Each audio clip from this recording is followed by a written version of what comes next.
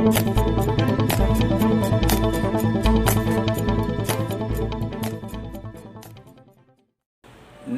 दोस्तों, मैं हूं वीरेंद्र चौधरी और न्यू इंडिया न्यूज़ में आपका स्वागत है। दोस्तों, उत्तर प्रदेश में चुनाव हैं और चुनाव के अंदर जो हालात हैं वो पश्चिमी उत्तर प्रदेश के अंदर जो हालात हैं उसमें जो सबसे हॉट सीट है वो कैराना की है।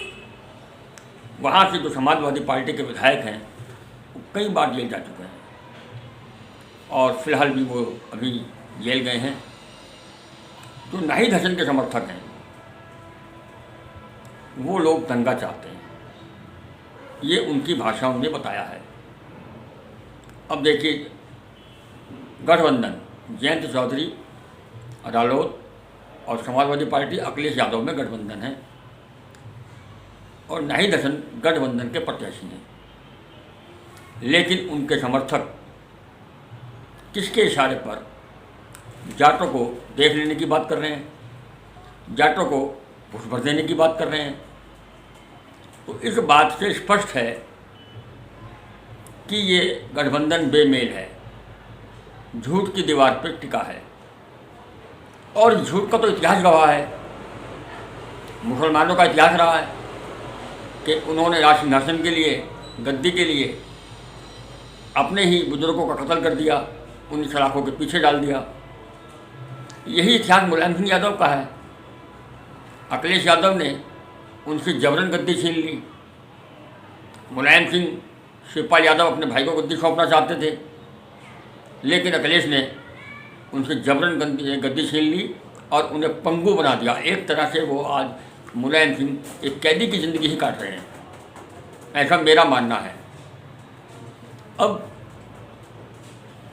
ऐसे लोगों के साथ जयंत चौधरी का गठबंधन ऐसे लगता है जैसे जयंत चौधरी कुएं में पैर लटकाकर बैठे हैं और कह रहे हैं मुझे बचा लो बचा लो बचा लो। जिस आदमी ने कुएं में पैर लटका रखे हों उसको कौन बचाएगा?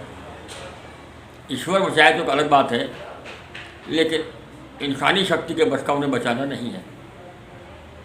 अभी जो कैराना के अंदर हुआ कि जाटों को नाहिद हसन के समर्थकों ने खुलेआम गालियाँ दी, कैमरे के सामने गालियाँ दी।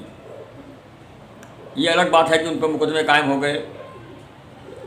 मेरा ये मानना है कि रालोद को, जयंत को समाजवादी पार्टी से कोई फ़ायदा नहीं होने वाला। उन्हें ये बेमौल गठबंधन तोड़ देना चाहिए। मैं तो ये कहूँगा कि जयंत चौधरी दूसरे की पर्ची पर गन्ना डाल रहे हैं। बागपत की सीट हो, शिवाल खास की सीट हो, सहारनपुर रामपुर मनिहारन की सीट हो, सब जगह इन लोगों ने मुसलमान उतार दिया जो समाजवादी के समर्थक थे। तो रालोद को उन्होंने टिकट दिए कहाँ? कैसे गठबंधन है ये? कैसा प्यार है इन लोगों का? ये कैसा साथ है? समझ से बाहर है।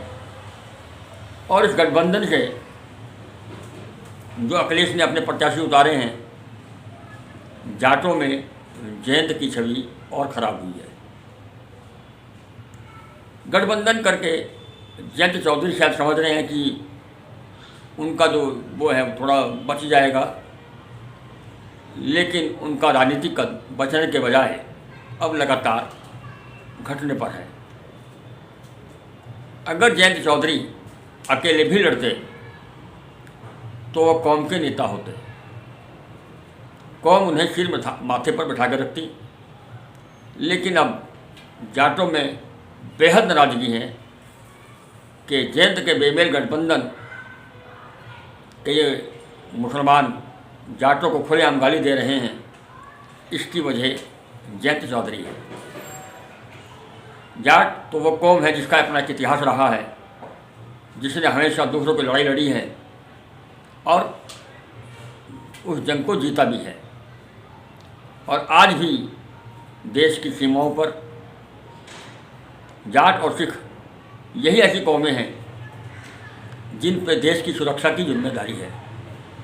या मैं सीधे सीधे कहूँ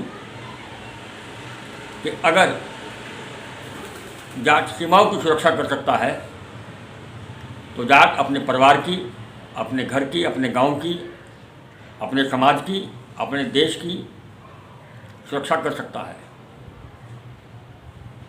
उन्हें किसी के गठबंधन की आवश्यकता नहीं है।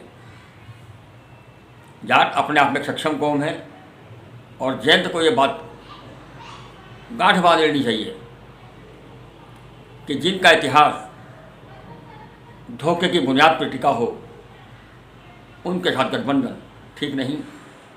अभी भी वक्त है।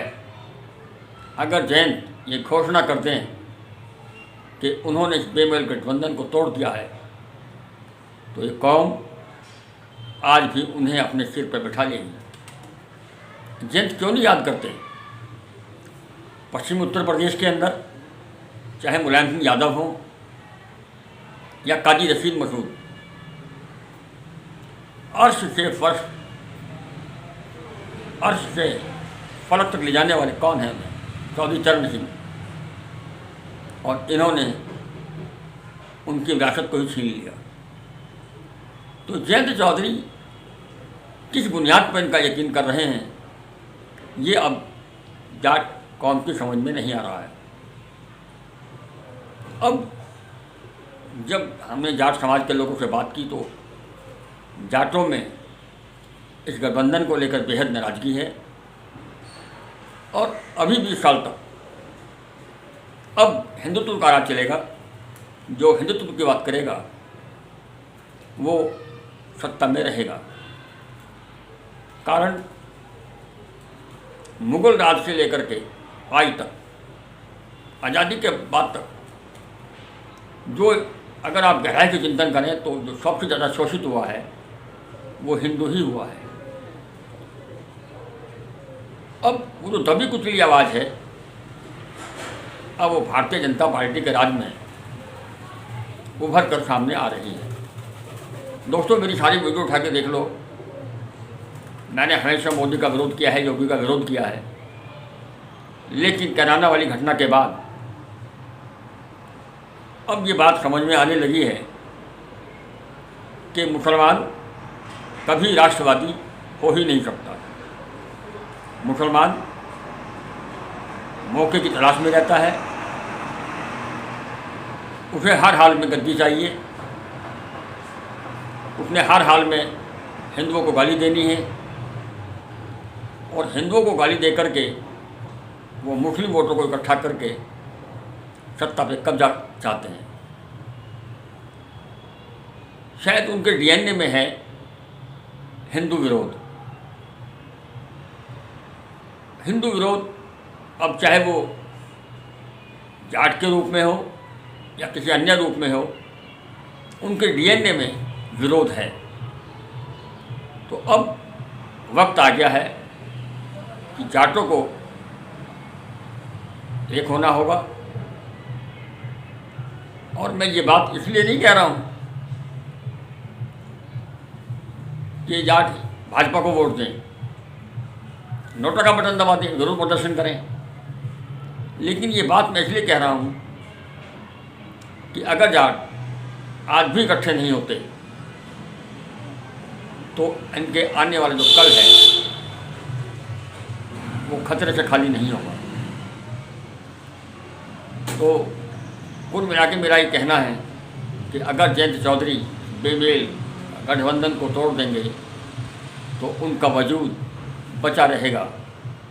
अगर इस बेमेल गठबंधन को वो नहीं तोड़ते तो वो खुद को धोखा दे रहे हैं और अपने साथ कौम को भी डुबोने की बात कर रहे हैं। नमस्कार। अगर आपने हमारे चैनल को सब्सक्राइब नहीं किया है तो सब्सक्राइब कीजिए, लाइक कीजिए, शेयर कीजिए और हाँ, बेल आइकन को दबाना ना भूलें ताकि बाकी अपडेट्स आपको सबसे पहले मिलती रहे। नमस्कार।